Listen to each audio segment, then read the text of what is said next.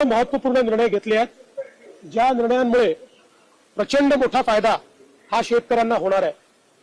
सगळ्यात महत्त्वाचं या ठिकाणी कच्च्या तेलावर कुठली आयात ड्यूटी नव्हती, आयात शुल्क नव्हतं।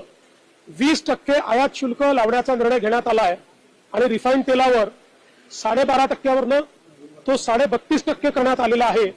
त्यामुळे सोयाबीनच्या शेतकऱ्याला प्रचंड मोठा त्या ठिकाणी फायदा होणार आहे आणि सोयाबीनच्या किमती बाजारामध्ये वाढण्याकरता त्याचा एक मोठा फायदा होणार आहे। यापूर्वीच सोयाबीनच्या खरेदीचा निर्णय देखील केंद्र सरकारने घेतलेला आहे।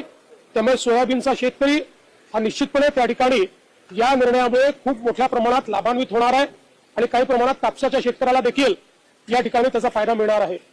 यासोबत आपण जर या ठिकाणी बघितलं तर कांद्याचा मोठा प्रश्न हा निर्माण झाला होता आणि कांद्याच्या प्रश्नावर केंद्र सरकारने मिनिमम एक्सपोर्ट प्राइस पूर्णपणे संपवून टाकलेली आहे आणि या ठिकाणी जी काही त्याच्यावर एक्सपोर्ट ड्यूटी होती ती 40%वरनं 20%वर आणलेली आहे। यामुळे कांद्याचे जे भाव आहेत ते स्थिर होण्याकरता, ते वर जाण्याकरता अत्यंत मोठा फायदा या माध्यमातून होणार आहे।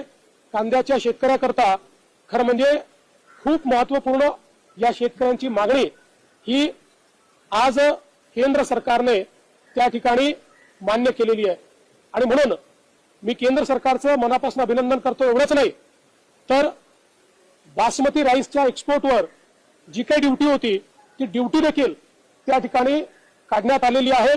त्यामुळे हा जो काही बासमती धान पिकवणारा शेतकरी आहे यालाही खूप मोठ्या प्रमाणात त्या ठिकाणी फायदा होणार आहे आणि म्हणून या सगळ्या निर्णयांचा थेट फायदा हा या ठिकाणी सोयाबीनचे शेतकरी, कांद्याचे शेतकरी, बासमती राईसचे शेतकरी या सगळ्यांना होणार आहे आणि त्याचा इनडायरेक्टली फायदा हा काही प्रमाणात कापसाच्या शेतकऱ्याला देखील त्या ठिकाणी होणार आहे आणि म्हणून मी केंद्र सरकारचे अतिशय मनापासून आभार मानतो, त्यांचं अभिनंदन करतो आणि अशा प्रकारचा निर्णय हा निश्चितपणे महाराष्ट्रातल्या शेतकऱ्यांना सुखावून जाईल असा मला विश्वास आहे।